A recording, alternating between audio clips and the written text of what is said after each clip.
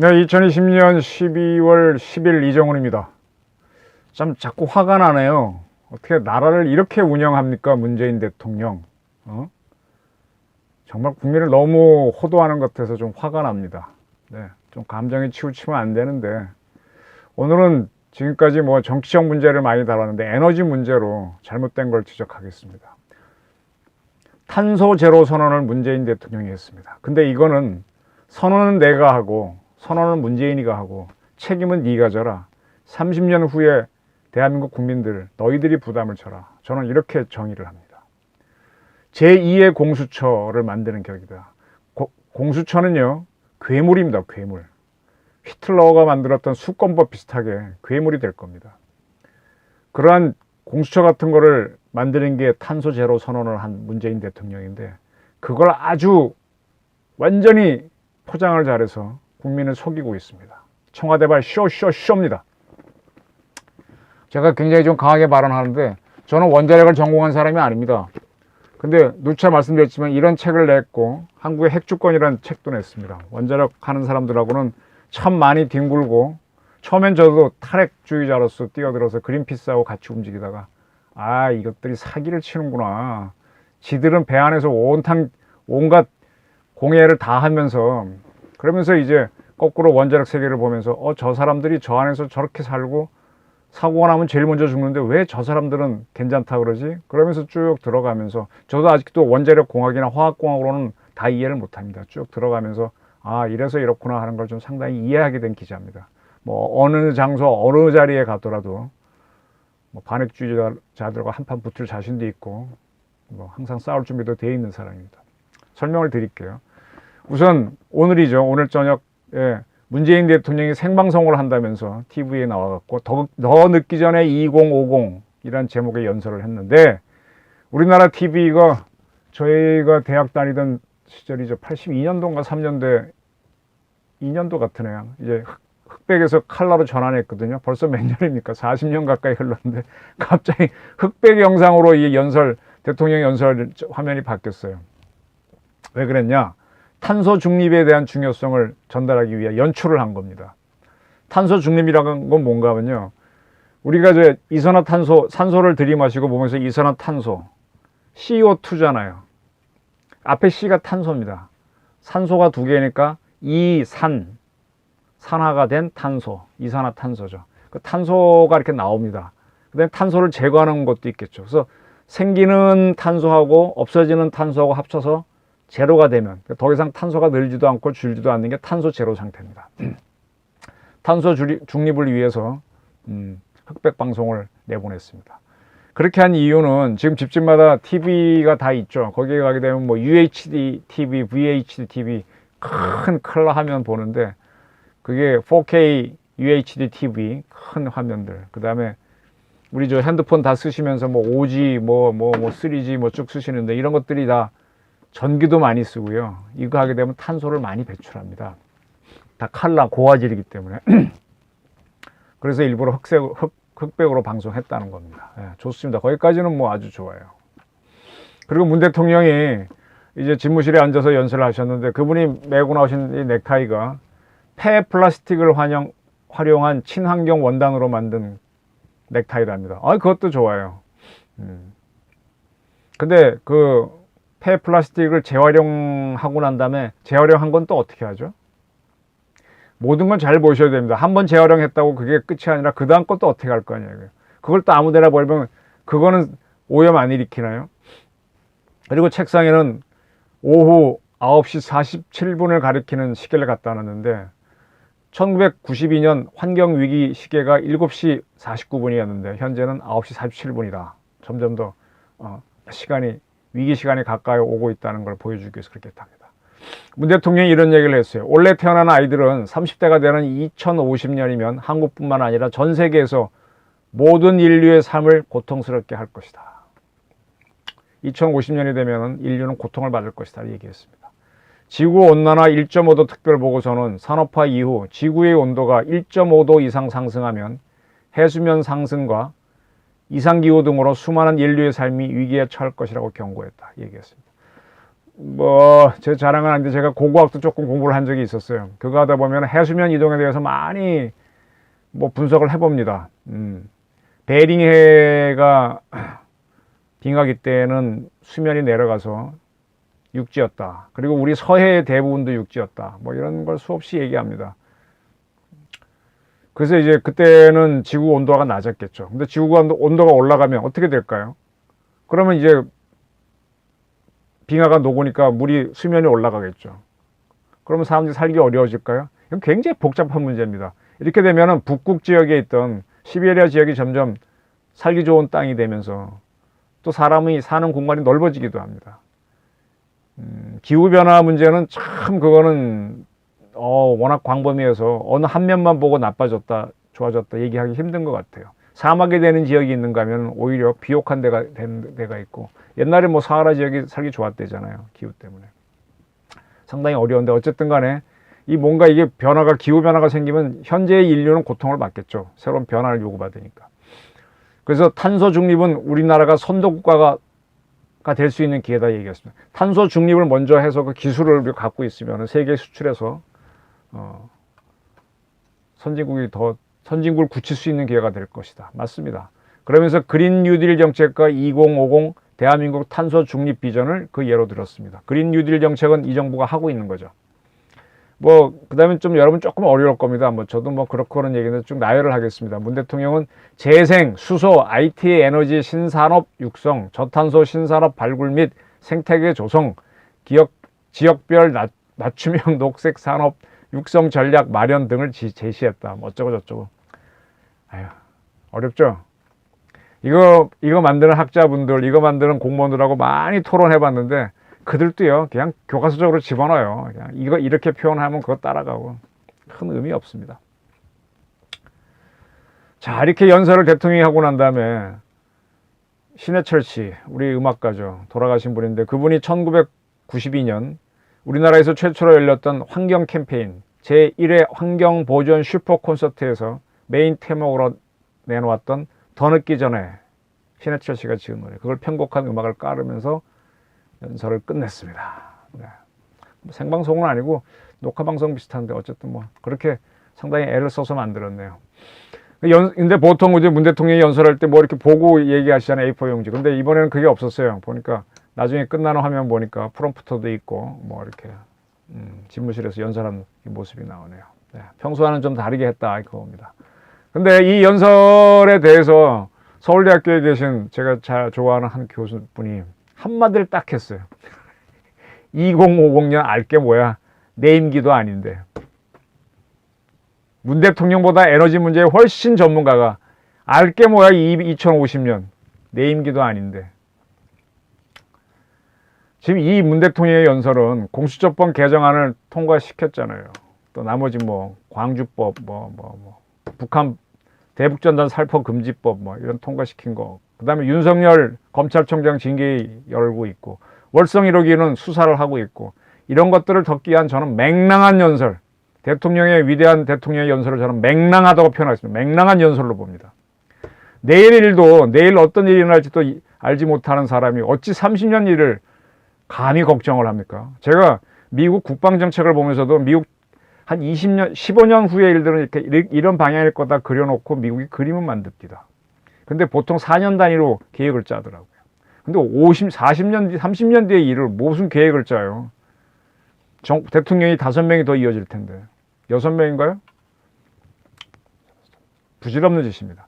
탄소 제로를 걱정하면서, 한마디로 저는 탄소 제로를 꿈꾸면서 탈핵을 해? 소가 웃는 일을 하고 있습니다. 쉽게 설명드릴게요. 대한민국의 대기오염, 수질오염은 별도로 하고요.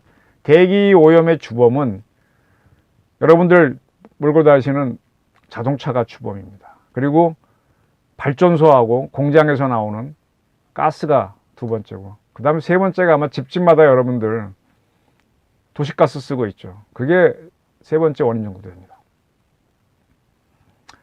대통령이 이번에 한 연설이 특별한 거 아닙니다.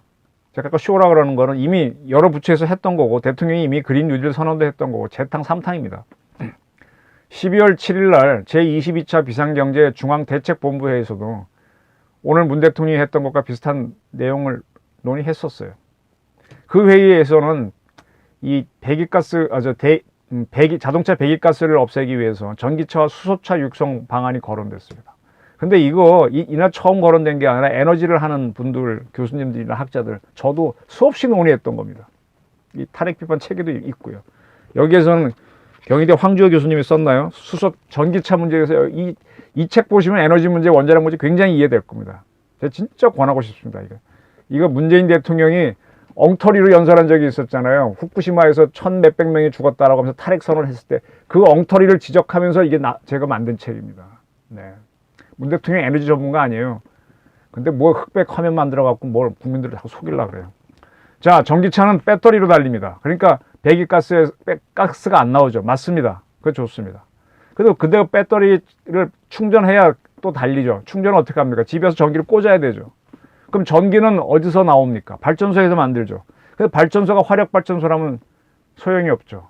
전기차가 전기를 많이 쓸 텐데 그거 하기 위해서 화력발전소 많이 지으면 그거는 오히려 배기가스가 발전소에서 늘어나고 차에서 줄고 그게 뭐예요? 위치만 바뀌었지 이 풍선 효과 아닙니까? 그러면 수력발전하게 되면 최소한 배기가스는 안 나오는데 대한민국은 더 이상 수력발전을 지을 데가 없습니다. 쉽게 설명하게 되면 어떻게 설명할까요? 이게 서해로 흘러가고 동해가 우린 동쪽이 높지 않습니까? 동고 서전대 이렇게 한강이 쭉 흘러가는데 우리 제일 하류에 팔당 막았잖아요. 팔당물이 꽉 차면은 그게 청평강, 그 다음 청평 바로 밑바닥에 답니다. 청평물이 꽉 차면 의암 꽉 차면은 춘천 꽉 따면은 좀 다르긴 하지만 이쪽으로 가면 소양강 차입니다. 그러니까 더 이상 댐을 만들 데가 없어요. 다른 데는 또 그런 낙차도 없고 수전은 불가능입니다. 그러면 뭘로 하면 되느냐? 수력발전소는 탄소를 발생 안 시켜요. CO2를 안 냅니다. 똑같이 CO2를 안 내는 발전소가 뭐냐? 원자력 발전소입니다. 그 원자력 발전소를 지어갖고 전기차를 충전해주면 탄소 제로에 접근할 수가 있습니다. 근데 이거는 죽었다 깨도 못하겠다는 게 누구다? 문재인 대통령이다. 왜? 양이 원령이니 뭐니 하는 제대로 알지 못하는 환경주의자한테 깜빡 속아 넘어가서. 이거는요, 심해 잠수를 하자면서 공기통 매지 않고 물에 들어가겠다는 것만큼이나 큰 어리석음입니다. 네. 전기차를 많이 늘리겠다라고 하면서 발전소 문제를 검토하지 않고 하는 거는요, 이건 정말 어리석은 겁니다. 수소차를 설명드릴까요? 수소차는요, 후쿠시마 사고가 어떻게 된 겁니까? 그 원자력, 전기가 끊어지니까 열이 막 나가지고 이제 물이 다 없어지니까 거기 수소가 발생하거든요. 수소가 일정한 농도 이상 올라가면 폭발합니다. 수소는 상당히 폭발력이 강합니다. 그래서 그 폭발한 힘이 한 번에 터지면 후쿠시마 발전소가 찢어지는데 그걸 천천히, 원자력이랑 똑같아요. 원자력도 한 번 빵 터지면 폭탄인데 100만 분의 1초 안에 터진 폭탄인데 그거를 30년에 걸쳐서 천천히 하게 되면 그 힘으로 원자력 발전을 하는 거거든요. 수소도 마찬가지로 천천히 억제해서 힘이 나오게 하면 자동차를 굴릴 수 있습니다. 그리고 그 수소는 산소와 결합하면 H2O가 되니까 물이 되죠. 그래서 이 차는 달리면 물이 툭툭툭 떨어지니까 깨끗한 물이잖아요. 그 증류수처럼. 도로를 닦아주고 온도를 낮춰주니까 좋아요. 그런데 수소차는 항상 폭발 위험이 있습니다. 수소차들은 왜 요즘은 도시가스 때문에 없어졌지만 옛날에는 프로판가스통, LPG통 오토바이 싣고 쫙 배달하는 사람들 많았잖아요. 저희 클 때 많았거든요. 그거 우리 프로판가스를 프로탄이라 그랬지 않습니까? 그거 가스 열어놓고 불 붙이면 확 하다 뻥 터지고 하지 않습니까? 수소차는 훨씬 위험합니다. LPG 차들을 바로 그 프로판가스 트렁크에 넣고 있는 차들인데 가끔 터지지 않습니까? 수소차는 상용화가 쉽지 않아요. 전기차가 오히려 쉬워서 이미 상용화가 됐는데 이거는 아까 말씀드린 대로 발전소 문제가 해결되지 않으면 이건 문제가 있습니다. 근데 문 대통령이 오래된 화전 10기를 없애겠다 그랬어요. 10기를 없애면 전기 생산할 게 당장 쓸 것도 없는데 앞으로 점점 더 쓸 텐데 이런 뭐 핸드폰이니 컴퓨터니 다 이런 거 쓰는데 그러면 뭘로 대체를 할 겁니까? 원전을 10기 세워서 대체하게 되면 탄소 증가 없이 딱 좋죠. 근데 이 정부는 죽었다 깨도 안 하고 있는 원전도 없애려고 합니다. 그럼 신재생으로 하겠죠. 네, 태양광, 풍력 좋습니다. 네, 비용 들어도 할 수 있으면 합시다. 그런데 태양광은 밤에 발전 못 하잖아요. 풍력은 바람 안 불면 못 하고 너무 세면 못 하잖아요. 그럼 균질하게 전기가 안 나오지 않습니까? 원자력과 화력이 좋은 게 수력도 그런데 일정하게 전기 생산할 수 있잖아요. 조정을 할 수 있고. 수력은 조금 안 되지만 수력도 어느 정도 해냅니다. 그 발전소도 여러 군데 가봤는데 그 막 미세한 조정에서 일정하게 나오도록 합니다. 사이클. 굉장히 그게 전문가들이 하는 건데 신재생은 그게 안 됩니다. 그거 전기 이 선에 태우면 어떨 땐 쉽게 말하면 100이 왔다 50이 왔다 그러면 뭐 어떻게 돼요? 막 또 많이 오면 어떡하고. 예? 엉망진창이죠. 그리고 또 문제는 안 돌아가는 시간이 있어요.